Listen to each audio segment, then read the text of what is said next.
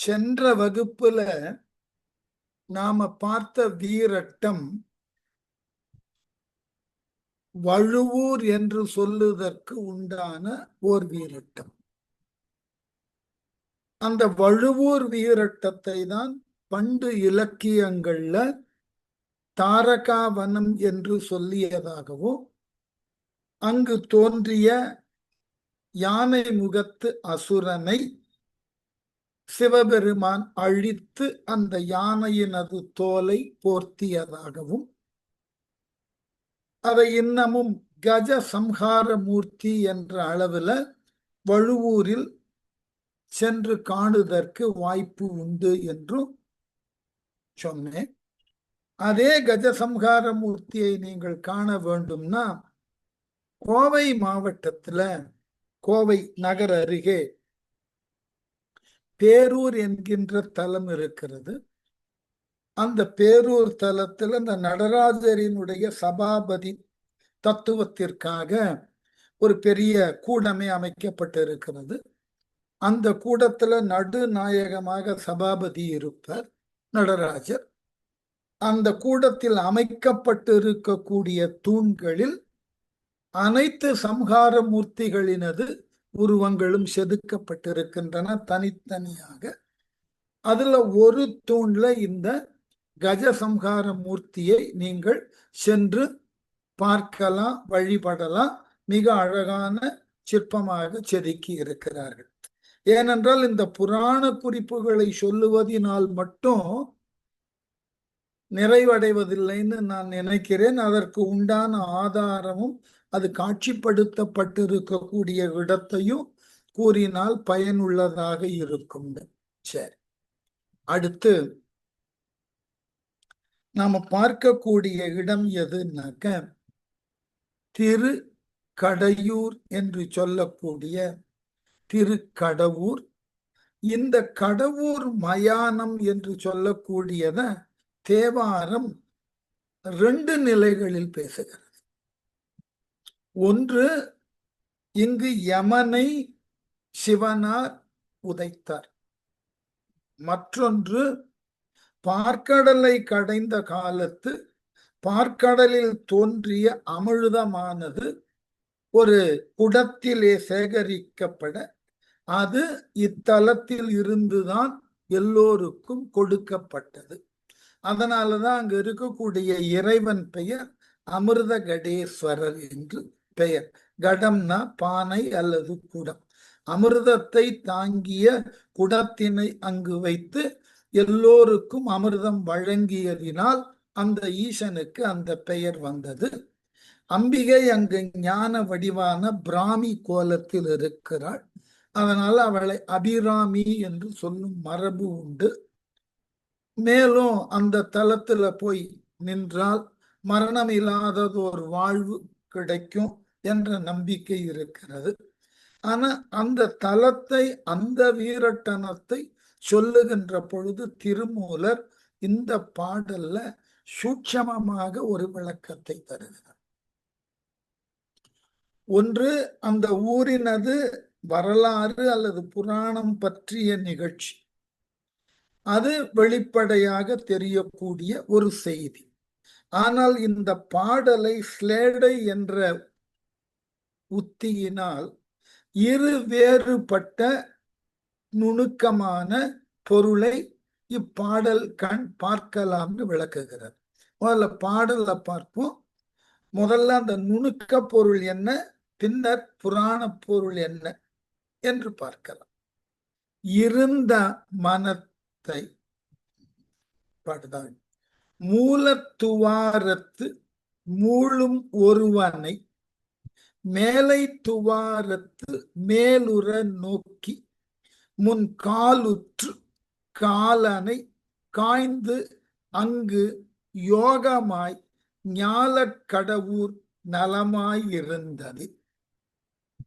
இந்த ஊர்ல இருக்கக்கூடிய இறைவனை காலனை கடிந்த இறைவன் என்பதினால அவருக்கு என்ன அங்க பெயர் கொடுத்திருக்கிறார்கள்னா கால சங்கரா மூர்த்தி, காலனை சங்காரம் செய்தவர். அந்த சங்காரம் செய்த சிவபெருமானை ஒரு யோகியை போலே நாம் உருவகிக்கலாம் என்று எண்ணி அதனை ஸ்லேடை வடிவமாக விளக்குகிறார். எப்படியா? முதல்ல அந்த யோகிக்கு உண்டான இந்த பாடல் வரிகள் எப்படி பொருத்துகிறார்னு பாருங்கள். அதாவது மூல துவாரத்துனா மூலாதாரம். இது கொஞ்சம் உடல் கூற்று வண்ணம் தெரிந்திருந்தால் இந்த பரிபொருளினது உண்மை புரியும். நம்ம உடம்புல ஒரு ஆற்றல் இருந்து கொண்டே இருக்கிறது. அது ஆங்கிலத்துல சொல்லணும்னா ஸ்டாட்டிக் எனர்ஜி, நிலைத்திருக்கக்கூடிய ஆற்றல். அது இருக்கக்கூடிய இடத்திற்கு பெயர் மூலாதாரம். அந்த நிலைத்திருக்கக்கூடிய ஆற்றல் யோக முயற்சியினாலே மெல்ல மேல் நோக்கி எழும். எது போல் என்றால் ஒரு பாம்பு எழுவது போல. அவ்வாறு எழக்கூடிய அந்த மூலாதாரத்து சுழற்சி இரண்டு பாம்புகள் ஒன்றை ஒன்று இவ்வாறு பின்னி வருவது போல் மேல் நோக்கி வரும். அப்ப எங்கெல்லாம் அந்த பாம்பினது உடல்கள் ஒன்றுகின்றனவோ அதெல்லாம் ஒவ்வொரு இடமாக கருதப்படும். அவ்வாறு 7 இடங்கள்ல அவைகள் ஒன்றி இறுதியில சகசரதளம் என்று சொல்லக்கூடிய மேல் பகுதியில மிகுந்த ஆனந்தமயமான வாய்ப்பை பெறுவதற்கு வழிவகை செய்கிறது என்பது யோகத்துல பின்பற்றக்கூடிய அடியவர்களால் உணரப்பட்டதும் உரைக்கப்பட்டதும். இது சரியா? நான்லாம் அந்த முயற்சியில இறங்கல. இந்த குண்டலினி என்று சொல்லக்கூடிய அந்த மூலாதாரத்து ஆற்றலை மேல் நோக்கி செலுத்துதல் என்பது யோக நிலையில கைவர பெறக்கூடிய ஒரு பெரியதோர் ஆற்றல். யோகத்தை முறையாக செய்பவர்கள் அவ்வாறு அதனை எழுப்ப முடியும் என்பது நிரூபிக்கப்பட்ட உண்மை. அதை எல்லோரும் செய்ய முடியுமான்னா முடியும். அதற்குண்டான முறையான பயிற்சியை உரியவரிடமிருந்து பெற்று அதன் அடிப்படையில அதை கையாள வேண்டும். அதனாலதான் மூல ஆதாரமாகிய இடத்தில் வைத்து அந்த ஆற்றல் என்னாகிறதா கீழ் நோக்கி துயில்கின்ற நாகராசனை, அது பாம்பு போல இருக்கிறதுனாலதான் மூல துவாரத்து மூழும் ஒருவனை. என்ன ஒரு அழகுனாக்க, இந்த குண்டலினி என்று சொல்லக்கூடிய அந்த ஆற்றலை பெண்ணாகத்தான் எல்லா சித்தர்களும் உருவகித்திருக்கிறார்கள். எல்லா சித்தர்களும் இந்த மூலக்கனல் என்று சொல்லக்கூடிய இந்த ஆற்றலை பெண்ணாக உருவகித்து அதுதான் 7 இடங்களில் நிற்கிறது. முதலிடம் என்பது பிராமின்னு ஆரம்பிப்பார்கள். எல்லாம் பெண் தெய்வங்களாகவே சுட்டப்பட்டது. ஆனால் திருமந்திரம் மட்டும்தான் அதை ஒரு பாம்பு என்று ஆண் பால்ல கொடுக்கிறார். பாருங்க இந்த சொல்ல, மூழும் ஒருவனை. மூழுதல் என்றால் மூண்டு மேல் நோக்கி எழக்கூடிய பாம்பினை போன்று தோற்றம் உடைய ஒருவன். ஏன்னா உலக வழக்குல அந்த மூலாதாரம் சுழு முனைக்கு மேலதாகிய அந்த புருவ நடுவுக்கு செல்லுதலை பாம்பு என்றும் அவனை நாகராஜன் என்றும் சொல்லுதல் மரபு. இப்ப இத வேறு விதமா சொல்ல, நமக்கு மிக பெரியதும் சிறந்ததுமாக கருதப்படக்கூடிய கோவில்கள்ல ஒன்று ஆரூர் கோவில். திரு ஆரூர் என்கின்ற அந்த கோயில் 7 விதமான சுயம்புவாக தோன்றிய விடங்கர்களினுடைய தலைமை தலம் அது. அங்கு இறைவன் வெளியே வருகின்ற பொழுது புயங்க தாண்டவத்தில் வருகிறான், அஜபா நடனமாக. யாரேனும் வாய்ப்பு இருந்தால் அல்லது சென்று பார்த்திருந்தால் அந்த அஜபா நடனத்தை நீங்கள் நேரடியாக பார்த்திருந்தால், இல்ல முடியலன்னா இப்போ யூடியூப்ல கூட பார்க்கலாம். அந்த நடனம் ஏன் அங்கு நிகழ்த்தப்படுகிறதுனா, நம்ம பெரும்பாலும் புராண கதைகளை சொல்லியே பழகி இருக்கும். இந்த விடங்கர் எங்கிருந்து வந்ததுனாக்க, ஆதியில் பார்க்கடலில் துயிலக்கூடிய நாரணன் தான் வழிபடுவதற்கு உரியதாகிய ஒன்றாக இந்த விடங்கரை வணங்க, நாளடைவில் அந்த விடங்கரினது ஆற்றலினை கேட்ட இந்திரன் அதனை தனக்கு தருமாறு நாரணனிடம் கேட்க, நாரணன் கொடுத்ததாகவோ அதை பின்னர் முசுகுந்தன் பெற்று வந்து ஆரூரிலே வைத்ததாகவும் வரலாறு. ஏன் நாரணனை சொல்லுகிறோம்னா, நாரணன் அந்த விடங்கனை பார்க்கடலில் இருந்து எடுக்க அவனுடைய உயிரோட்டம் என்று சொல்லக்கூடிய மூச்சு சூழல் அல்லது அந்த பிரத்ன்றோம் இல்லையா, அது இடது பக்கமாக காற்று இழுத்து வலது பக்கமாக விடுகின்ற பயிற்சியில உள்ளே நடக்கக்கூடிய சுழற்சியை அந்த விடங்கன் அவரிடம் உருவாக்கினான் என்றும், அதனை மையமாக கொண்டுதான் இன்னமும் திரு ஆரூரிலே புயங்க தாண்டவம் என்கின்ற பெயர்ல நாரணன் எவ்வாறு அந்த மூச்சினை உள்வாங்கி வெளியிட்டானோ அது போன்றுதான் அந்த நடனம் அமைக்கப்பட்டிருக்கிறது என்பது விளக்கம். இது எதனாலன்னு சொன்னா, இது தத்துவங்களுக்கெல்லாம் அப்பாற்பட்டு ஒரு வாழ்க்கை முறையே சொல்லலாம். இப்ப நம்மிடம் உண்டான உயிர் காற்றுன்றோம் இல்லையா, பிராணவாயு அல்லது பிராணன், நாம நினைத்து கொண்டு இருக்கிறோம் இந்த பிராணன் என்கின்ற ஒன்று ஏதோ ஒரு தன்மைத்தான காற்றுன்னு இல்லை. இந்த பிராணனோடு தொடர்புடைய ஏனைய பிற 9 காற்றுகள் இருக்கின்றன. இந்த 9னுக்கும் பெயர் தச நாடிகள்னு பெயர். அதுல வெளிப்படையாக தெரிவது பிராணன். அது இல்லைன்னா இப்ப நான் உங்களோடு பேச முடியாது, நீங்கள் என்னால் பேசப்படுவதை கேட்க முடியாது. அது போல வியானன் இருக்கு, அபானன் இருக்கு, உதானன் இருக்கு. இப்படி ஒவ்வொன்றினுக்கும் ஒரு பெயர் இருக்கு. இந்த 10 நாடிகள் தான் நம்முடைய உடலை இயக்குகின்றன. இந்த நாடிகளினுடைய சீரான ஓட்டம் தான் நமக்கு நோய் இல்லாத ஒரு நிலையை இந்த உடலுக்கு தருகிறது.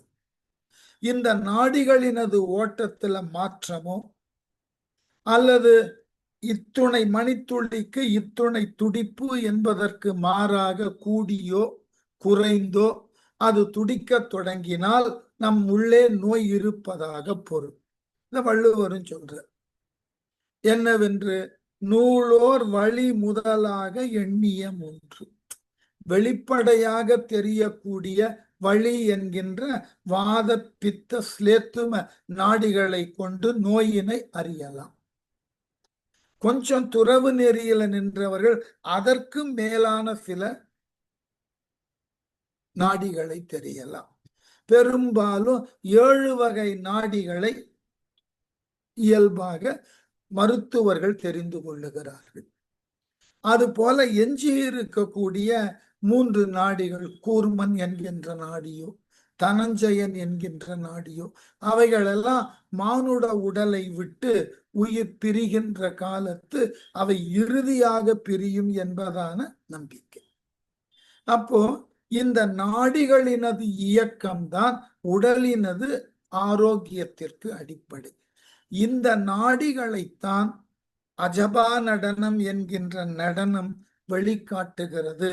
அதை கொண்டுதான் இந்த உடலின் கண் மூலாதாரத்திலிருந்து எழக்கூடிய காற்று பாம்பினை போல் உடல் முழுவதும் பரவி, அது எங்கெல்லாம் அந்த 2 பாம்புகளின் உடல் எங்கெல்லாம் ஒன்றுகிறதோ அவைகளெல்லாம் ஒவ்வொரு தானங்களாக கருதப்பட்டு அந்த தானங்களில் இந்த காற்று நிற்கின்ற பொழுது ஏற்படக்கூடிய மாற்றங்களை விளக்கி இறுதியில அந்த காற்று மேல் நோக்கி வந்து புருவ மத்தியில் நிற்கின்ற பொழுது தலையினுள் சகசர தளம் என்று 1000 இதழ் கொண்ட தாமரை மலரும். அது பேரானந்தத்தின் உச்சம் என்று விளக்கப்பட்டது. இதெல்லாம் நான் சொல்லுவது விளக்கம், அவ்வளவுதான். இவைகளை முயன்று பார்த்திருக்கக்கூடிய வாய்ப்பு உண்டன்னா இல்லை.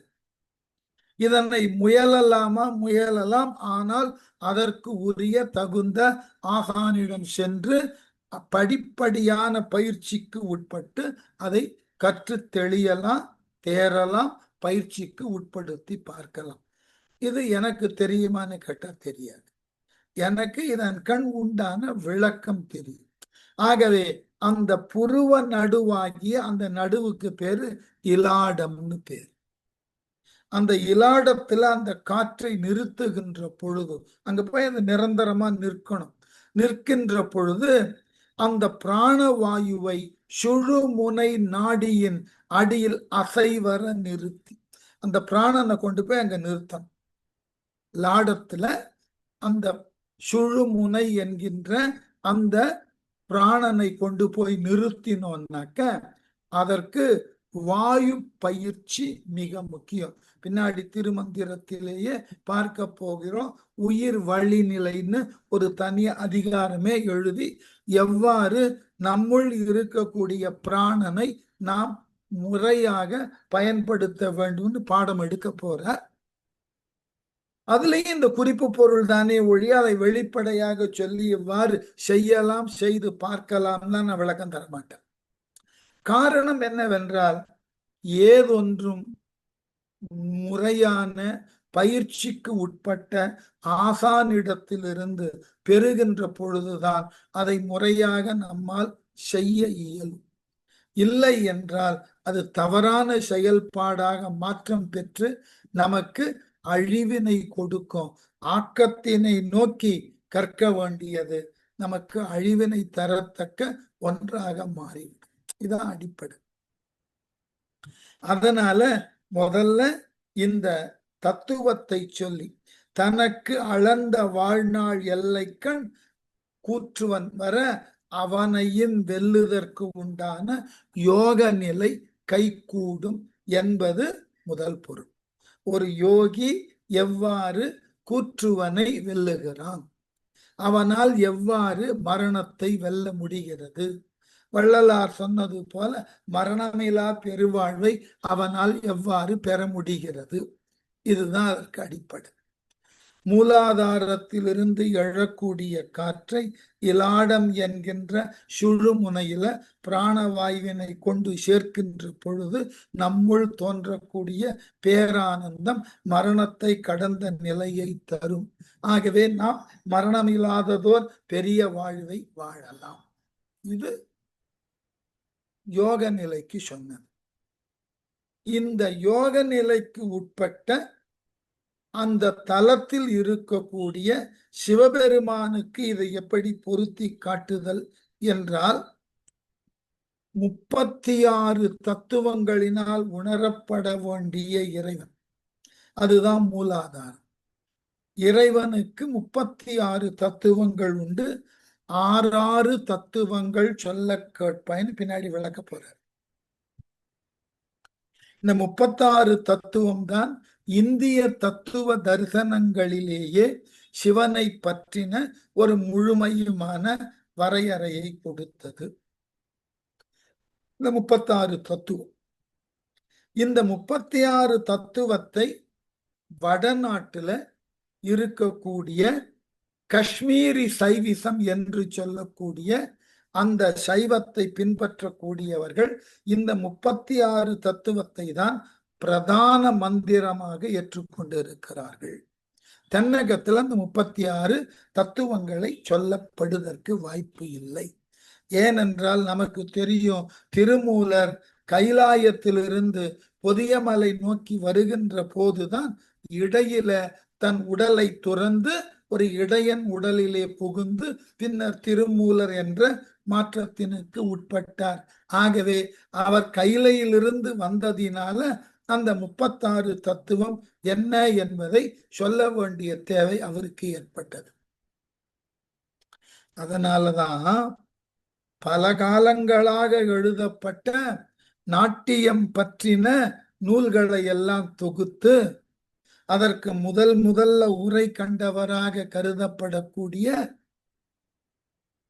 யாரு? நாட்டிய சாஸ்திரத்துக்கு முதல்ல உரை கண்டவர் யாரு? நடன உலகத்துல இருக்கிறவங்க எல்லாம் இருக்கீங்க வகுப்புல. நடனத்தினுக்கு உரிய மூல இலக்கண நூலாகிய நாட்டிய சாஸ்திரம், அதற்கு முதல்ல உரை கண்டவர் அபினவ குப்தர். அவர் காஷ்மீரி சைவத்தை சார்ந்தவர். அதனாலதான் தான் எழுதின நாட்டிய சாஸ்திர உரையை 36 பகுதியாக பிரித்தார். பரதர்லாம் அப்படி பிரிக்கல.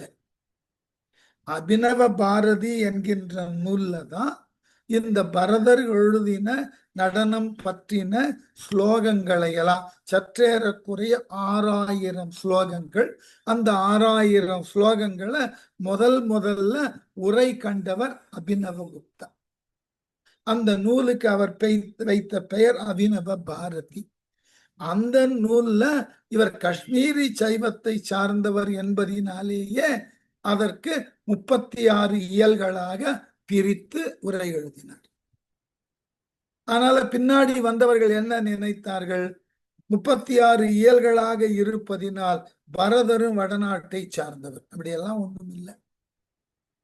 அதனால நம்முடைய ஏற்படக்கூடிய தத்துவ குழப்பங்களுக்கு நாம ஏற்றாற் போல கதையெல்லாம் புனைந்து விடலாம் கூடாது. அதனால இந்த 36 தத்துவங்கள் கீழ் நிற்க, அது நிற்கக்கூடிய இடமாகிய நிலம், அந்த நிலத்தின் மீதாக இறைவனை வழிபடுவதற்கு உண்டான கோவில் வழிபாடுகள் உருவாக்கப்படுகின்றன. அப்படி உருவாக்கப்பட்ட வழிபாட்டுல ஒன்று சிவலிங்கம். அந்த சிவலிங்கத்தை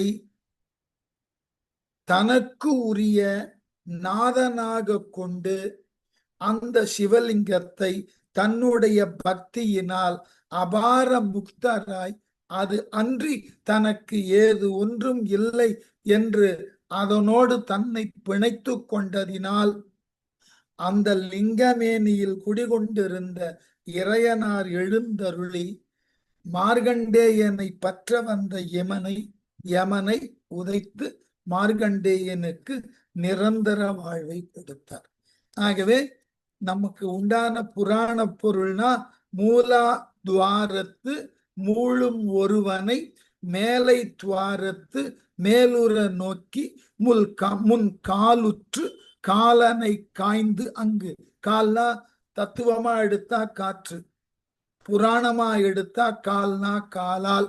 காலனை தத்துவ பொருளாக சொன்னால் மரணமிலா பெருவாழ்வு, புராண பொருளாக சொன்னால் யமனை காய்ந்து, யமனை தண்டித்து, யமனை தவிர்த்து. எப்படியா?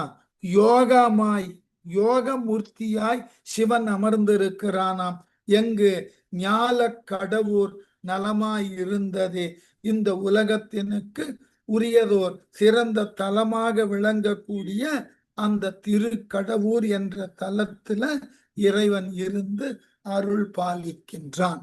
ஆகவே மரணத்தை வெல்லுதற்கு வழியாகவும் மரணத்தை தருதற்கு உரியவனாகிய காலனை வென்றதாகவும் கருதப்பட்டதினால் அந்த ஊர் அட்ட வீரட்டத்துள் ஒன்றாக கருதப்பட்டது. இப்ப 7 வீரட்டம் பார்த்தாயிற்று. இப்ப 8வது வீரட்டம். 8வது வீரட்டம் எதுன்னா கொருக்கைன்னு பேரு. அது நாளடைவுல குறுக்கைன்னு மாறிவிட்டது. திருக்குறுக்கை. இந்த திருக்குறுக்கை எங்க இருக்குன்னா மயிலாடுதுறையில் இருந்து ஒரு 6 கிலோமீட்டர் தொலைவில் இருக்கக்கூடிய ஒரு தலம்.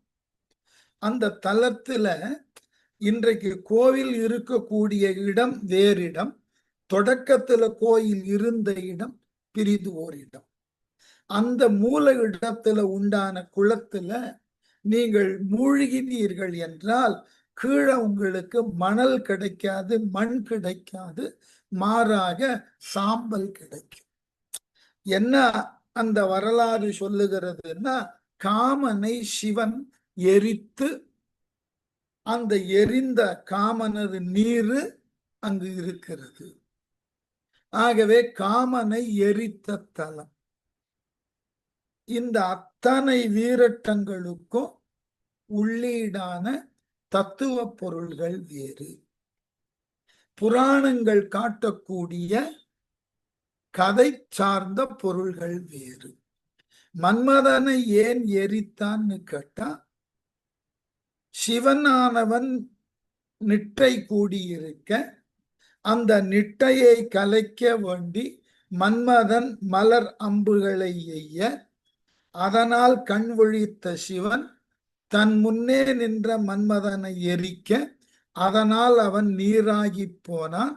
தன் கணவனுக்கு இப்படிப்பட்டதோர் நிலை ஏற்பட்டதே என்று மன்மதனினுடைய மனையாளாகிய ரதி சிவனிடம் முறையிட, அவளினது வேண்டுகோளை ஏற்று மன்மதனுக்கு மீண்டும் உயிர் தந்து, அந்த மன்மதனுக்கு என்ன மேலும் ஓர் வரம் தந்தான் என்றால், உன் மனையாள் ரதிக்கு மட்டும்தான் நீ காட்சி தரக்கூடிய அளவில் உடல் இருக்கும், ஏனைய பிறருக்கு உன் உடலானது தெரியாது.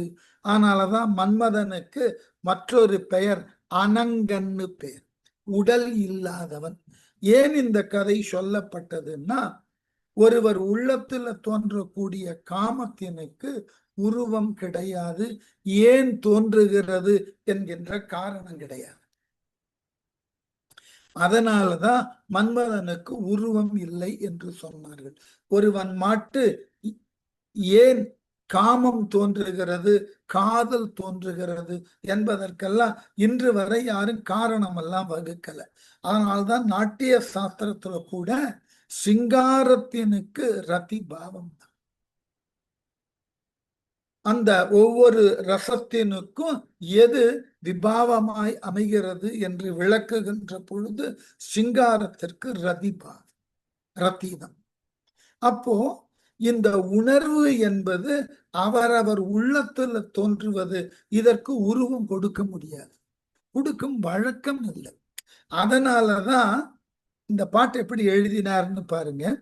இருந்த மனத்தை இசையை இருத்தி பொருந்திய லிங்க வழியது போக்கி, திருந்திய காமன் செயல் அழித்து அங்கண் அருந்தவ யோகம் கொருக்கை அமர்ந்ததே. திருக்கொருக்கை அல்லது குறுக்கை வீரட்டனத்துல என்ன சொல்லுகிறார்னா, இந்த பாட்டினுடைய அழக பார்த்தீர்கள் என்றால் காமனை எரித்தான்னு தான் குறிப்பு. ஆனா பாட்டு எப்படி சொல்லுகிறது பாருங்கள். இருந்த மனத்தை, அவரவர் மனத்துல காமம் பற்றின சிந்தனை இருக்கு. இதெல்லாம் கொஞ்சம் விபரீதமான ஆராய்ச்சி.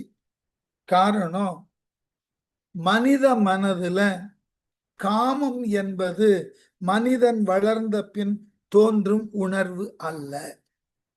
மனிதன் கருவிலே உருவான காலத்திலேயே அவனுள் இந்த உணர்வுகள் தோன்றி விடுகின்றன. இது ஆங்கிலத்துல இன்ஸ்டிங்க்ட் என்று உளவியல் பேசுகிறது.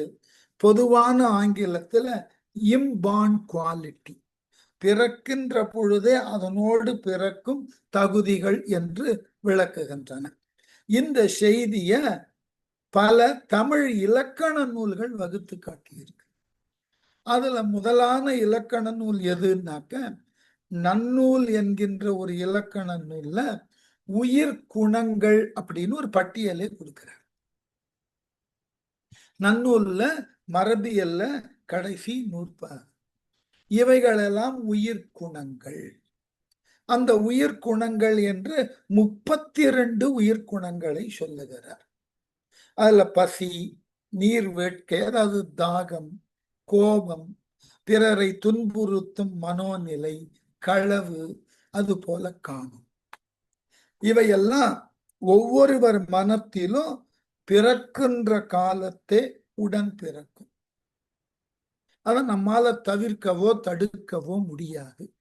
தொடக்க காலத்தில் அது வெளிப்படையாக காட்டும்.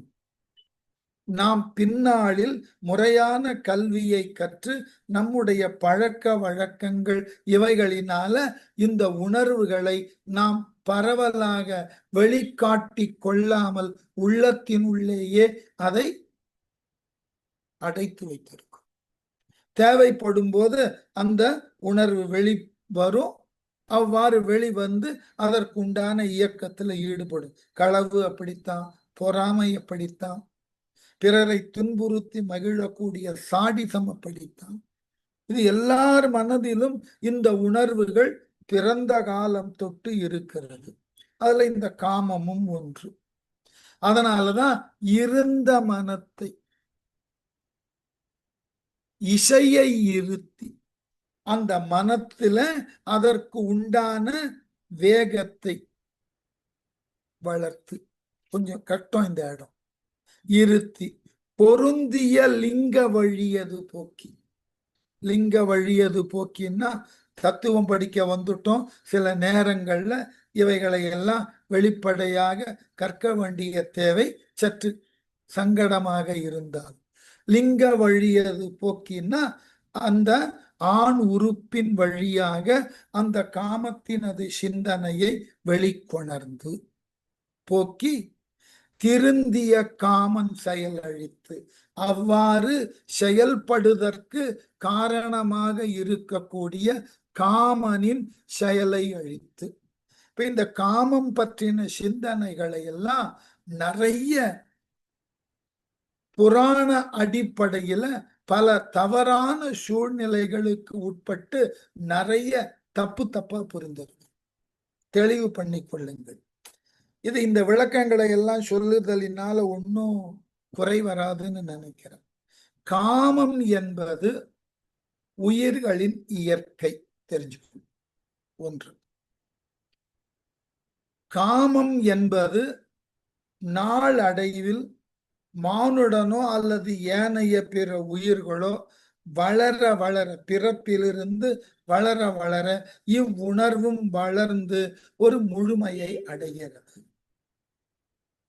அந்த முழுமை அடைதல் என்பதை ஆடவர் மகளிர் என்கின்ற இருவரது உடல் கூறுகள் தெளிவுபடுத்தும்.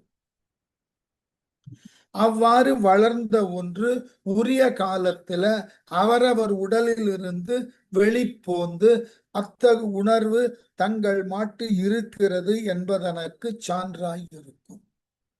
அப்ப இதெல்லாம் தவறான அடிப்படையில இவைகளெல்லாம் தவறு அல்ல. காம வயப்படுதல் என்பது உடலினது இயல்பான செயல்பாடுகளுள் ஒன்று. ஆனால் அவ்வாறு வயப்படுவதை முறைப்படுத்தி இன்னார் இன்னாரிடம்தான் வயப்படுத்துதல் வேண்டும் என்கின்ற ஒரு நிறுவனமாக உருவாக்கியதன் பிறகு இது நமக்கு தவறாக தெரிவதில்லை. அப்போ நம்முடைய திருமணம் என்பதை ஒரு இன்ஸ்டிடியூஷனா நாம மாத்தினதற்கு பிறகு அங்க காமம் தவறு இல்லைன்ற கற்பிதத்தை உண்டாக்கி, அடிப்படையிலேயே காமம் தவறில்லைதான். அதாவது இன்றைய நாகரீகங்களை ஒட்டி, இன்றைய சூழல்களை ஒட்டி நாம் இவைகளுக்கு இது போன்றதாகிய விளக்கங்களை தருகிறோம். ஆனால் மனித குலம் தோன்றிய காலம் தொட்டு காமமும் உடன் தோன்றி இருந்தது. அப்பொழுதெல்லாம் இது போன்றதாகிய கோட்பாடுகளை யாரும் வகுக்கல. ஏனென்றால் ஒரு சமூகம் அழிதலுக்கு அடிப்படை காரணம் ரெண்டு தான். ஒன்று, அந்த சமூகத்தில் வாழ் மக்களிடம் உண்டான பொறாமையும் மக்களிடத்து தோன்றும் காமமும் தான். இந்த ரெண்டும் ஒன்றை ஒன்று அவாவி நிற்கும். இந்த இருவேறுபட்ட உணர்ச்சி ஒன்றோடு ஒன்று சேருகின்ற பொழுது பேரழிவினை தரும். அதனாலதான் பின்னால் வந்த ஞானியர்களெல்லாம் இந்த ரெண்டினையும் தவிர்க்க வேண்டும். தவிர்த்தல் என்றால் முற்றிலுமாக அதை நீக்குதல் என்ற பொருள் அல்ல. அவாய்ட். தவிர்த்தல் என்றால் டு அவாய்ட். தேவைப்படுகின்ற பொழுது பயன்படுத்து, எல்லா காலத்தும் அதை தேவை என்று கருதாமல் அதை தவிர்த்து. அப்ப இந்த அடிப்படையை சொல்லுதற்குத்தான் இவ்வாறு தோன்றக்கூடிய உணர்வு ஆடவரோ மகளிரோ அவரவர் தம் உறுப்பின் வழியாக வெளியேற அத்தகு உணர்வினை தரத்தக்க காமனை, திருந்திய காமனை போக்கி திருந்திய காமன் செயல் அழித்து, அந்த காமம் பற்றின சிந்தனை அழிக்கப்பட வேண்டும். வேடிக்கை தெரியுமா? வள்ளுவர் சொல்லுவார், காமமும் கள்ளும் ஒன்று, ஏனென்றால் இரண்டும் போதை தரத்தக்கது சொல்லிட்டு வள்ளுவர் அதை வேற்றுமை அணியா காட்டுவார். காமத்திற்கு கள்ள ஓமையாக சொன்னேன், காணனும் ரெண்டும் போதை தருவது. ஆனால் நான் சொன்ன ஓமையை காட்டிலும் காமம் கொடியது. ஏனென்றால் கள் உண்டால்தான் போதை, காமத்தை நினைத்தாலே. அப்ப இந்த எண்ணங்கள் தான் அதை அழிக்கும். மன்மதனை இறைவன் அழித்தான் என்றால் நம்முள் தோன்றக்கூடிய காமம் பற்றின சிந்தனையை அழிக்கணும், இல்லை அதை முறைப்படுத்தும், அவ்வளவுதான். ஆகவே செயல் அழித்து அதை முறைப்படுத்தாது இருந்த மன்மதனை அழித்து அங்கண் அருந்தவ யோகம் பொறுக்கை அமர்ந்தது. அவ்வாறு காமத்தை அழித்து அரிய தவத்தினுக்கு உரிய கோலமாய் தவத்தினுக்கு உரிய யோகத்தினரை பெற வேண்டி இறைவன் சிவபெருமான் கொறுக்கை என்ற தலத்துல அமர்ந்திருக்கிறான். ஆகவே காமனை எரித்த வரலாறு வேற. முருகனினுடைய ஜனனத்தினுக்காக மௌன நிலையில் இருந்த சிவனை தேவர்கள் வேண்ட ஒளிந்து நின்று மன்மதன் சிவபெருமானின் மௌனம் கலைக்க சினந்த சிவன் தனது நெற்றிக்கண்ணை திறந்து தன் மீது அம்பெய்த மன்மதனை எரித்ததான வரலாறு அல்லது புராணம். அது கதை போக்கினுக்கு. அடிப்படை தத்துவம் அவரவர் உள்ளத்துல காமம்ன்றது இருக்கு. அது என்ன நெற்றிக்கண்ணுன்னா சகசர தளத்திலே தோன்றக்கூடிய ஞானத்தின் துணை கொண்டு காமனை வெல்லும். ஆழ்ந்த அறிவினால்தான் மன்மதனை வெல்ல முடியும். காமம் பற்றின உணர்வை வெல்ல முடியும். இது உடனோடு பிறந்த, அதாவது பிறக்கும் காலத்து உடனாய் பிறந்ததோர் உணர்வு. இந்த உணர்வை யார் ஒருவராலும் உடனுக்குடனாக விட்டு விலக முடியாது. மேலான ஞானத்தினை கொண்டு இதனை முதலில் கட்டுப்படுத்தணும், பிறகு அதை மட்டுப்படுத்தணும், அதன் பிறகு அதை விட்டு ஒழிக்கும். இது மூன்று நிலைகள். இந்த 3 நிலைகள்ல இப்போ ஆரம்ப காலத்துல எல்லாம் இப்போ சைவ அடியவர்கள் கூட்டத்தில் அது முடியாது. அந்த மரபை நாம உருவாக்கல. இன்னமும் வைணவத்துல பார்த்தீர்கள் என்றால் வைணவத்துல ஆச்சாரிய பொறுப்பிலுக்கு வரக்கூடிய அடியவர்கள் தொடக்கத்துல இல்லறவாசிகளா இருக்கணும். இல்லறத்தில் இருந்து அந்த இல்லறத்தினுடைய இன்ப துன்பங்களை எல்லாம் நுகர்ந்து காமத்தை கழிந்து பின் இயல்பான நிலைக்கு தங்கள் மனதினை ஒடுக்க பழக்கி அதன் பிறகு முதிர்ந்த நிலையில அவர்களுக்கு இந்த தகுதி உண்டு என்று உரிய குருவினால் இனம் கொள்ளப்பட்டு இனம் காணப்பட்டு அந்த துறவு நிலைக்கு அவர்கள் ஈர்க்கப்படுகிறார்கள். அதனால எல்லா நிலைகளிலும் இந்த காமம் என்பது தவிர்க்க இயலாதது. ஆகவே அதை முறைப்படுத்தி நாம் எவ்வாறு அதை பக்குவப்படுத்தி அதனை நம் ஆற்றலுக்கு உட்படுத்த நினைக்கிறோமோ அப்பொழுதுதான் நமக்கு யோகம் கைகூடும். அதை சொல்லுதற்குத்தான் மன்மதனை எரித்தல். மன்மதனை எரித்தல்னா ஞானம் என்கின்ற ஒன்று கொண்டு காமம் என்கின்ற ஒன்றை எரிக்க மேலானதோர் ஆற்றல் என்கின்ற விபூதியானது நமக்கு இயல்பாக கிடைக்கும். அதுக்கு சொல்லப்பட்ட ஒரு கதை. ஆகவே மனித உணர்வினுக்கு ஒரு பெரியதோர் கேட்டினை, பெரியதோர் அழிவினை தருவது அவரவர் உள்ளத்துல இருக்கிற காமம். இத நிறைய அளவுல உளவியலாளர்கள் ஆய்ந்திருக்கிறார்கள். இந்த காமத்தை மையப்படுத்தி அதுதான் மனித வாழ்க்கையினுடைய எல்லா விதமான செயல்பாடுகளையும் நிலைகளையும் தீர்மானிக்கும் காரணி என்று கண்டறிந்தவர் தான் மிகப்பெரிய உளவியல் மேதையாக இன்று வரை போற்றப்படக்கூடிய ஃப்ராய்டு, சிக்மண்ட் ஃப்ராய்டு. அவருடைய அந்த உளவியல் கொள்கைகள் தான் இன்று வரை செல்வாக்கோடு இருக்கிறது.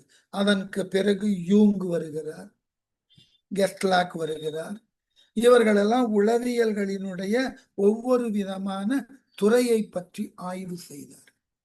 ஆனா எல்லாவற்றினுக்கு அடிப்படையில இருப்பது எதுன்னா அவரவர் உள்ளத்துல தோன்றக்கூடிய காமம். இததான் ஃப்ராய்டு 4 படிநிலைகள்ல விளக்கினார். அதாவது 4 படிநிலைகள் அப்படின்னு சொன்னா மனித மனதானது ஒரு எலிப்டிக்கல் ஃபார்ம்ல இருக்கு. எலிப்டிக்கலை செங்குத்தாக நிறுத்தி வைத்து பாருங்க. அந்த கீழையும் குறுகி இருக்கும், மேலையும் குறுகி இருக்கும், நடுவுல இங்க ரக்பி ஃபுட்பால் மாதிரி இருக்கும்னு வச்சு ஃப்ராய்டு போட்ட வரையறை. சரியா தவறாலாம் தெரியும். அந்த கீழ் முனையில இருப்பது எதுனாக்க ஐடி என்று சொல்லக்கூடிய அருவருப்பின் உச்சம். அதனுக்கு மேலான ஒன்றாக கிடைப்பது உள்ளத்துல லிபிடோ என்று சொல்லக்கூடிய தவறானவற்றின் மீது அல்லது அருவருப்புகளின் மீது நமக்கு ஏற்படக்கூடிய ஈடுபாடு. அதனுக்கு மேல் நிலையில இருப்பது ஈகோ. இதனை நாம் செய்து பார்த்தால் என்ன என்ற ஒரு உத்வேகத்தை தருவது. அதனுக்கு மேல்நிலையில இருப்பது எதுன்னா சூப்பர் ஈகோ. இல்லை, நாம் மேற்கொள்ளுவது அறமற்ற செயல், இதை செய்யாமல் இருக்க வேண்டும் என்று தவிர்ப்பது. வாழ்க்கையில நாம ஒவ்வொரு சூழலிலும் இந்த 4னுக்கு உட்பட்டுத்தான் நாம் முடிவை மாற்றிக்கொள்வோம். இந்த 4ம் நம்மோடு எல்லா செயல்களிலும் தொடர்ந்து ஈடுபட்டு கொண்டிருக்கு. ஒன்றும் வேண்டாம், நம்ம தேர்வு எழுதுகிறோம். அந்த தேர்வு எழுதுகின்ற பொழுது ஒரு வினாவினுக்கு உரிய முறையான விடை தெரியும். ஆனால் அதை எவ்வாறு படிப்படியாக எழுதுவதில் நமக்கு ஒரு குழப்பம் இருக்கு, தடுமாறி கொண்டு இருக்கிறோம்.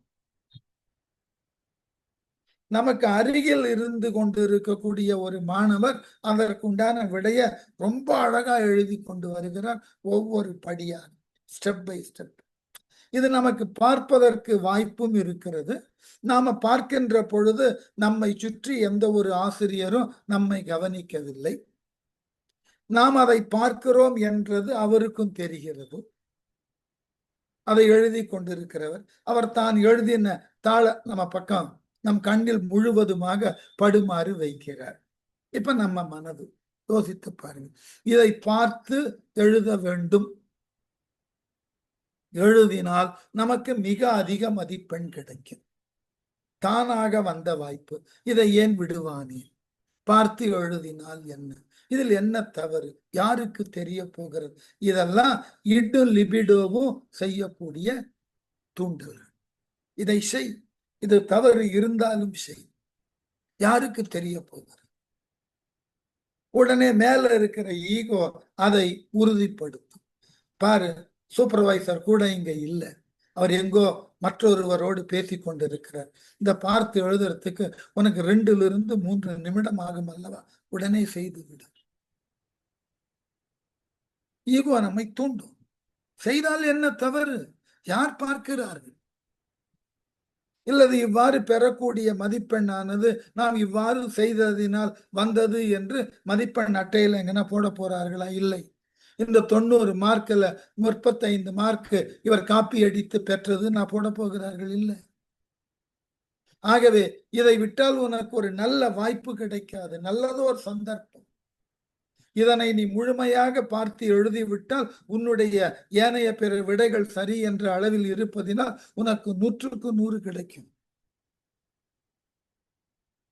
என்றெல்லாம் உங்களை அது நோக்கி செலுத்தும். உங்களிடம் உண்டான ஈகோ, சூப்பர் ஈகோ நியாயம் பேசு, இது தவறு, இது என்னுடைய செயல்பாட்டினுக்கு இழுக்கானது, இதை நான் செய்யக்கூடாது. இவ்வாறு செய்தல் என்பது நான் ஒரு தவறான முன்னுதாரணத்தை உருவாக்கக்கூடிய சூழல் ஏற்படும். எனக்கு அது வேண்டாம். சரி, இதனை பார்த்து எழுதாமல் போனால் ஒரு 20 மதிப்பெண் எனக்கு குறையும். அதனால் என்ன? நான் என்னுடைய நேர்மையை காப்பாற்றியாக வேண்டும். வாய்ப்பு இருந்த போதும் இந்த தவறை நான் செய்யக்கூடாது என்பதுதான் எனது நேர்மை என்றெல்லாம் சூப்பர் ஈகோ சொல்லி நாம செய்ய போகிறோமோ செய்ய போகாது இருக்க போகிறோம். இதுதான் பிரச்சனை. இதை முடிவு செய்யறது தான் வாழ்க்கையினுடைய ஓட்டத்துல நாம ஒவ்வொரு நிலையிலும் எதிர்பார்க்கக்கூடிய சிக்கலும் தீர்வு. நாம ஈகோக்கு உட்பட்டு தவறை செய்து அதை சரி என்று சாதிக்க போகிறோமா, அல்லது சூப்பர் ஈகோக்கு உட்பட்டு தவறை தவறு என்று சொல்லி அதை செய்யாமல் இருப்பதினால் எனக்கு ஏதாகிலும் ஒரு நஷ்டமோ இழப்போ வந்தாலும் பரவாயில்லை, இந்த தவறை நான் செய்ய போவதில்லை என்று தெளிவாக போகிறோம். இந்த ரெண்டுத்துக்கு நடுவுல தான் வாழ்க்கை. ஈகோக்கும் சூப்பர் ஈகோக்கும் நடுவுல தான் நாம டிராவல் பண்ணி கொண்டு இருக்கிறோம். இந்த காந்தியினுடைய வாழ்க்கை வரலாறு சொல்லுவார்கள். அவர் பள்ளி மாணவனாக இருந்த பொழுது ஒரு முறை கெட்டில் என்ற சொல்லினுக்கு இவருக்கு முறையான எழுத்துக்கள் தெரியவில்லை, ஸ்பெல்லிங் தெரியல, தவறுதலாக எழுதினார். உடனே அதை பார்த்த வகுப்பாசிரியர் அடுத்த மாணவன் சரியாக எழுதியிருக்கிறான், அவனை பார்த்து நீ உன்னுடைய சொல்லை திருத்திக் கொள்ளும் போது காந்தி மறுத்துட்டார். முடியாது, என்னால் இந்த தவறை செய்ய முடியாது.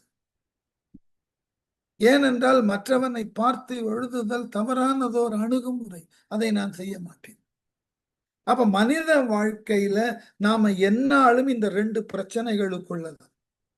இந்த ஈகோவை தூண்டுதற்கு லிட்டும் லிபிடோ, ஐடியும் லிபிடோவும் தூண்டிக் கொண்டே செய் என்னாகிவிட போகிறது, யார் பார்க்கிறார்கள்? பாதையால நடந்து போகும்போது கீழே ஒரு சங்கிலி கடிச்சிட்டோம், உடனே மனது பரபரக்கும். இதை வேறு யாரேனும் பார்த்து விட்டார்களா? இல்லை, யாரும் பார்க்காத அளவுக்கு அதை நாம ஏதோ நம்மிடம் உண்டான ஒரு பொருளை கீழே போட்டு அதை எடுப்பது போல் அதை எடுப்போம். எடுத்ததன் பிறகு இது முழுவதும் தங்கமா? கவலவுரும். அதை முறையாக சோதிப்பதற்கு முன்னாடியே இது தங்கமாக இருந்துவிடக் கூடாதா? மனசு இயங்கும். தங்கமாக இருந்தால் இன்று விற்கக்கூடிய விலையில இந்த சங்கிலி ஒரு 2 பவுன் தேரும். இன்று பவுன் சற்றேறக்குறைய 1 லட்சத்திற்கு வந்து விட்டது. 2 லட்சம் மதிப்புள்ள ஒரு பொருள் கிடைச்சிரும். இதெல்லாம் அதை எடுக்கும் போதே மனது திட்டமிட்டு விடும். இதை எடுக்க கூடாது என்று நம்முடைய சூப்பர் ஈகோ சொன்னாலும் இது எடுக்கும். எடுத்ததன் பிறகு கூட அவரவர் உள்ளத்துல போராட்டம் இருக்கு, இது சரியா முறையான்னு. அப்ப தவறு என்ற சிந்தனை வந்தால் அருகில் உண்டான காவல் நிலையத்துக்கோ அல்லது எங்காயிலோ சென்று இது இவ்வாறு கிடைத்தது, யாருடையது என்று தெரியவில்லை, என்னது அல்ல, இந்தாருங்கள் பொதுவா கொடுத்துட்டு, அப்பவும் கொஞ்சம் நம்ம ஈகோக்கு ஒரு திருப்தி கிடைக்கும். இல்லை, இதுல என்ன தவறு? நாம் இங்கு வைத்துக்கொண்டு சில நேரம் நின்று பார்ப்போம், யாரும் வரவில்லை.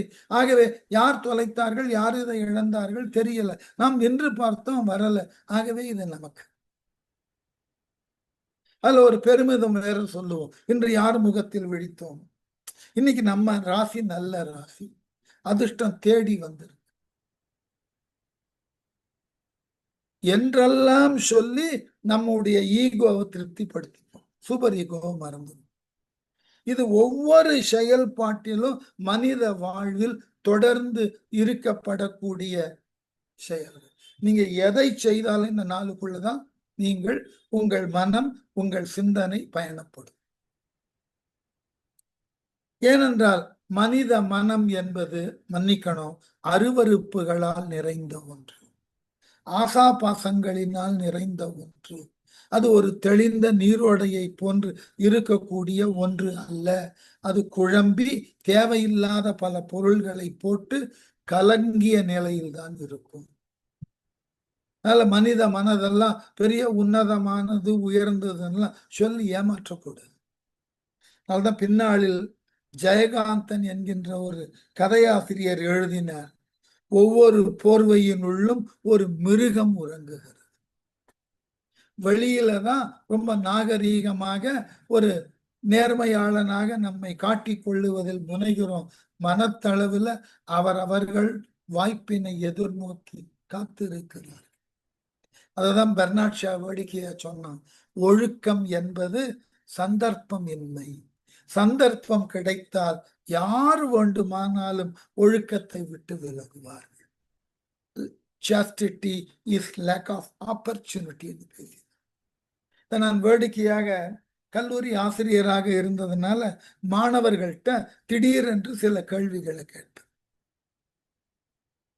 அவர்களிடமிருந்து வரக்கூடிய பதில் ரொம்ப ஆச்சரியமா இருக்கும். உதாரணமா,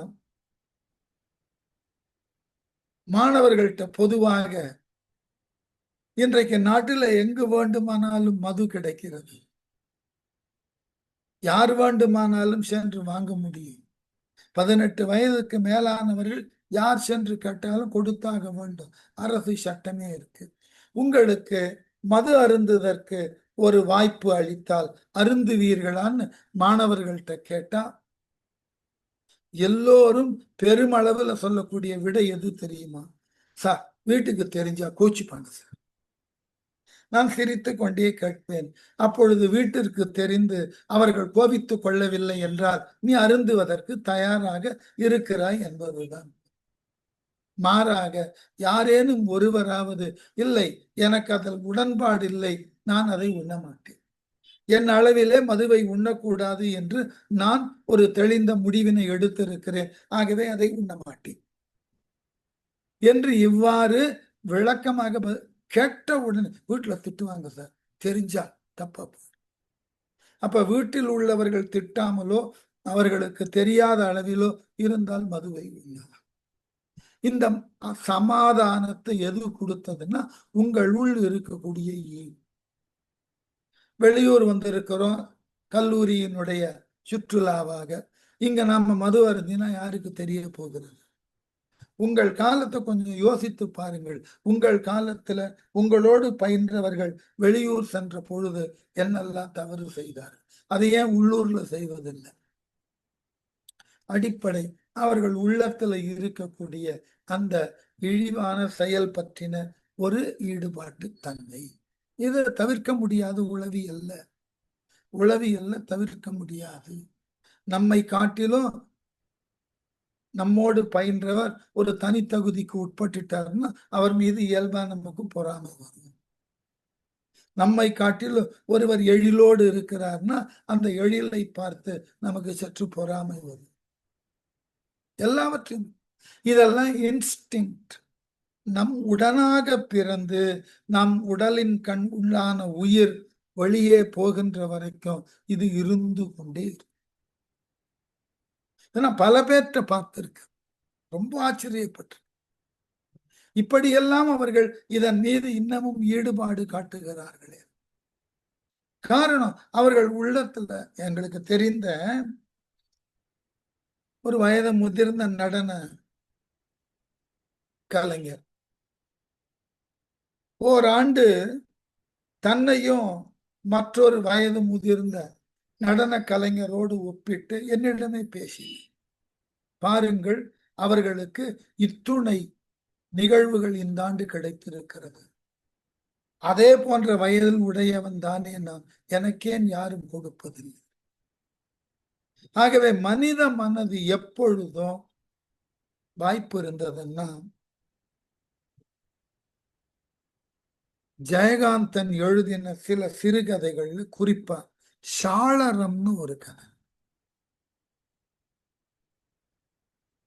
அந்த கதையையும் அந்த புத்தகத்தில் இருக்கிற சிறுகதை தொகுப்புல சில கதைகள் நம்மை சற்று அதிர்ச்சிக்கு உள்ளாக்கி நம்மை புரட்டி போடுத்து.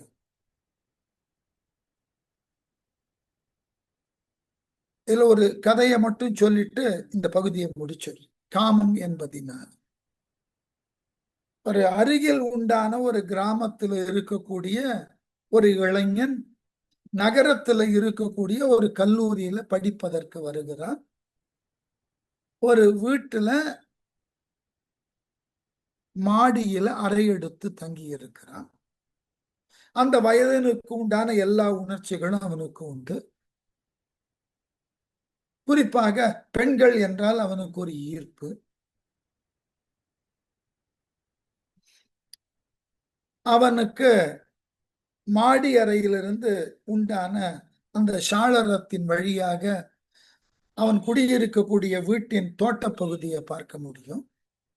அந்த தோட்ட பகுதியில மகளிர்கள் குளிப்பதற்கு அறை இருக்கும். ஆனால் பழைய காலத்துல அந்த அறைகளுக்கெல்லாம் மேலே கூரை வைந்து இருக்காது. ஆகவே மாடியில் இருந்து பார்ப்பதற்கெல்லாம் இவனுக்கு வாய்ப்பு, சந்தர்ப்பம் கிடைக்கும் போதெல்லாம் இவ்வாறு இவன் செயல்படுவது வழக்கம். அதில் அவனுக்கு ஒரு ஈடுபாடு. இப்படியாக அவனை வர்ணித்து விட்டு அவனது செயல்பாடுகளை எல்லாம் விளக்கின ஆசிரியர், அன்று அவன் காலையில எழுந்தான், தன் கடமைகளை எல்லாம் செய்து விட்டு கல்லூரிக்கு தயாரான அப்பொழுது ஒரு குரல் தொடர்ந்து கேட்டுக்கொண்டே, எனக்கு ஒரு சேலை கொடு, எனக்கு ஒரு சேலை. இவனுக்கு அந்த சேலை கொடு என்கின்ற கேட்பவர் யார் என்று தெரியும். அந்த வீதியில சித்த சுவாதீனம் இழந்த ஒரு இளம் பெண். யாது செய்கிறோம் என்று தெரியாமல் வரக்கூடிய ஆடவர் பெண்டீர் எல்லாரும் மட்டும் எனக்கு ஒரு சீலை வாங்கி கொடு, எனக்கு ஒரு சீலை வாங்கி கொடுன்னு கேட்டுக்கொண்டு திரிவதை பார்த்திருக்கிறார். சரி, அது இன்று காலையிலேயே இவ்வாறு வருவோர் போவோரிடம் கேட்டுக்கொண்டு இருக்கிறது என்று இவன் கல்லூரிக்கு உண்டான உடையாகிய வேட்டி சட்டை எல்லாம் அணிந்து கொண்டு படிகள்ல இறங்குறான். இறங்கும் போது அவனை அறியாமல் வீதியில செல்பவர்களை பார்க்கிறான். இவனுடைய வீடு அந்த மாடிப்படியை கடக்கின்ற பொழுது எல்லோரும் தலையை குனிந்து கொண்டு விரைவாக செல்லுவதை பார்க்க காரணம் புரியல. ஆனால் அந்த ஒலி கேட்டுக்கொண்டிருக்கிறது, எனக்கு ஒரு சேலை வாங்கி கொடு. அப்பொழுதுதான் அவன் வருகிறான். ஓ, நம்முடைய மாடிப்படியின் கீழாக இந்த புத்தி சுவாதீனமற்ற அந்த பெண் இருக்கிறது போல் இருக்கிறது. ஆகவே எங்கு அது தன்னை ஏதாகிலும் கேட்டு விடுமோ என்று விரைவாக எல்லோரும் கடக்கிறார்கள் என்று எண்ணியபடி கீழே வருகிறான். வருகின்ற பொழுதுதான் காட்சியை பார்க்கிறான். அந்த புத்தி சுவாதீனமற்ற பெண் ஆடையற்ற நிலையில எனக்கு ஒரு சேலை வாங்கி கொடு என்று கேட்டுக்கொண்டே இருக்கிறான். இவளது இந்த நிலையை பார்க்க சகிக்காமல் அந்த பகுதியை ஆடவரும் பெண்டீரும் விரைவாக கடந்து செல்வதை பார்க்கிறான். அது வரைக்கும் அவன் உள்ளத்துல இருந்த லிபிடோவும் அதன் மேலாக இருந்த ஈகோவும் தானும் அந்த காட்சியை பார்க்கலாம் என்று தூண்டிய நிலையில சற்றென்று தன் இடையில் கட்டி இருந்த வேட்டியை கழற்றி அந்த பெண்ணின் உடலிலே போர்த்தி விட்டு உள்ளாடையோடு வேகமாக மாடிப்படி ஏறி தன் அறைக்கு சென்று மறைந்தான்னு கதையை முடிச்சிருப்பான். அப்ப என்ன விளக்கம்? எல்லோரும் சந்தர்ப்பம் வாய்க்கின்ற பொழுது நம்முடைய உள் மனதினுடைய இயக்கத்தினுக்கு உட்படுகிறோம். ஆனால் படிப்படியாக நாம் பெற்ற கல்வி நமக்கு உண்டான அனுபவ தேடல்களை கொண்டு நம்முள் உண்டான சூப்பர் ஈகோவை வளர்த்துக்கிறோம்.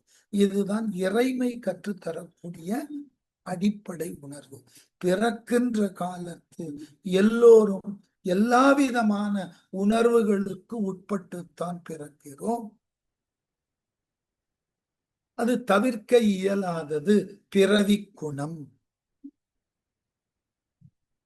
இந்த குணமானது நாளடைவில் நாம் பெற்றிருக்கக்கூடிய கல்வி, நாம் வளர்ந்திருக்கக்கூடிய சூழல், நமக்கு கிடைத்திருக்கக்கூடிய நட்பு, வாழ்வில் நாம் பெற்றிருக்கக்கூடிய அனுபவம், இவைகளை கொண்டு நம்முடைய உயிர் குணங்களை நாம் முறையாக மடைமாற்றம் செய்து அவைகளை நமக்கு உரிய நன்மை தரு குணங்களாக மாற்றிக்கொள்ளுகிறோம். இத சொல்லுதற்குத்தான் இந்த 8 தலங்கள்ல வீரட்டனம் என்ற பெயர்ல இறைவன் ஒவ்வொரு நிலையில ஒவ்வொரு செயலை அவன் விளக்குகிறான். அதனாலதான் அந்த 8 செயல்பாடுகளை கொண்டிருப்பதினாலதான் இறைவனும் திருக்குறளும் கூட இதனை முன்னிறுத்துகிறது. அவன் 8 விதமான குணங்களுக்கு உட்பட்டவன். கோளில் பொறியில் குணமிலவே என் குணத்தான் தாளை வணங்காத்தலை. இறைவனிடம் உண்டானதாகிய 8 குணங்கள். அதுல தலையாய குணம் இந்த கடைசி வீரட்டனம். இயல்பாகவே பாசங்களில் இருந்து நீங்குதல். 8 குணம்: பேரருள் உடைமை, வரம்பில் ஆற்றல் உடைமை, முற்றும் உணர்தல், இயல்பாகவே பாசங்களில் இருந்து நீங்குதல். ஆகவே பிறவி குணங்களாகிய அந்த குணங்கள் குறிப்பிட்ட காலத்துல அவைகள் நமக்கு நன்மையை தருவதற்கு உரியன அல்ல என்று அதனை விட்டு விலக வேண்டும். அதனை சொல்லுவதற்குத்தான் இந்த திருக்குறுக்கையில மன்மதனை இறையனார் எரித்ததாய் நம்முள் தோன்றக்கூடிய அந்த காமம் பற்றின சிந்தனை காலப்போக்கில் மாற வேண்டும் என்பதற்காக இந்த வீரட்டனத்து கதையை சொல்லி இந்த திருவதிகை என்று ஒன்றிலிருந்து தொடங்கி இந்த 8 வீரட்டனத்தையும் ஒரு தனிப்பாட்டுல அழகாக சொல்லி இருக்கிறார்கள். அந்த பாட்டை படித்து காட்டிவிட்டு இந்த வீரட்டன செய்தியை முடிப்போம். பூமன் சிரம் கண்டி அந்தகன் கோவல் புறம் அதிகை மாமன் பரியல் சலந்திரன் விற்குடி மா வழுவூர் காமன் கொருக்கை யமன் கடவுர் இந்த காசினியில் தேமன்னு கொன்றையும் திங்களும் சூடி தன் சேவகமே. 8 தலங்கள்ல பூமன்னா பிரம்மன். பிரம்மனினுடைய சிரத்தை கண்டியூரில் அறுத்தான். அந்தகாசுரனை திருக்கோவலூரில், முப்புறத்தை திருவதிகையில், மாமனாகிய தக்கனை திருப்பரியலூரில் அழித்தான். சலந்திரனை விற்குடியில், மா என்கின்ற வழுவூரிலே யமனை யானையை அழித்தான். காமனை கொருக்கையிலும் யமனை திருக்கடவூரிலும் சிவபெருமான், வார்த்தையை கவனிங்க, இந்த காசினியில், இந்த உலகில் தேமன்னும் கொன்றையும், தேன் சிந்தக்கூடிய கொன்றை மலரையும் திங்களையும் சூடி தன் சேவகமாய் தன் செயல்பாட்டினால் இந்த 8 விதமான உணர்வுகள் அவரவர் உள்ளத்தில் தோன்றும் அதை அழித்தல் என்பதுதான் ஞானம் என்று விளக்குதற்கு இந்த எண்வகை புராண நிகழ்வை நம் முன்னே எடுத்து சொன்னார். இனி இவ்வாறு செயல்பட்ட இறைவன் எவ்வாறு இலிங்க வடிவில் லிங்கமாய் நம்முள்ளே காட்சியளித்து நம்மை ஆட்கொண்டு நமக்கு நல்லருள் பாலிக்கிறான் என்பதை இலிங்க புராணம் என்ற பகுதியில அடுத்த வகுப்பில் தொடருவோம். சரியா? நன்றி.